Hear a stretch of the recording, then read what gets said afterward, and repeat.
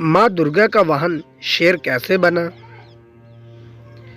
शेर के माँ दुर्गा का वाहन बनने की कहानी तब शुरू होती है जब देवी पार्वती घोर तपस्या करके भगवान शिव को पति के रूप में पाने की कोशिश कर रही थी।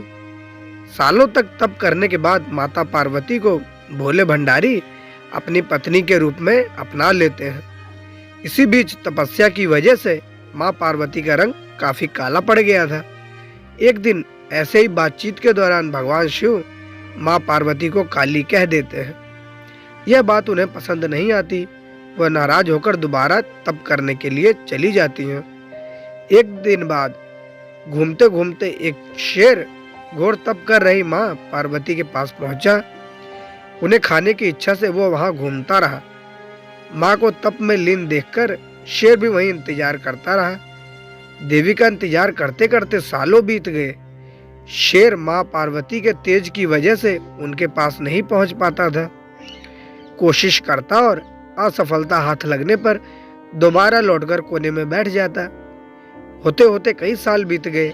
माँ के तप से खुश होकर भगवान शिव प्रकट हुए और माँ से मन चाहा वर मांगने को कहा। देवी पार्वती अपना गोरा रंग वापस चाहती है। भगवान ने आशीर्वाद दिया और वहां से चले गए। वरदान मिलते ही माँ पार्वती नहाने के लिए चली गई। नहाते ही उनके शरीर से एक और देवी का जन्म हुआ जिनका नाम कौशिकी पड़ा।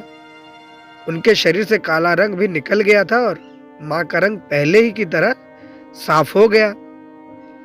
इसी वजह से माता पार्वती का नाम माँ गौरी भी पड़ गया। नहाने के कुछ देर बाद माँ की नजर शेर पर पड़ी। शेर को देखते ही उन्होंने भगवान शिव को याद किया और शेर के लिए भी वरदान मांगा। माता पार्वती ने भगवान से कहा, हे नाथ, यह शेर सालों से मुझे भोजन के रूप में ग्रहण करने के लिए इंतजार कर रहा था। मेरे तप के दौरान यह यही था। जितना तप मैंने किया है उतना ही तपस्या इसने भी की है। इसी वजह से अब वरदान के रूप में इस शेर को मेरी सवारी बना दीजिए।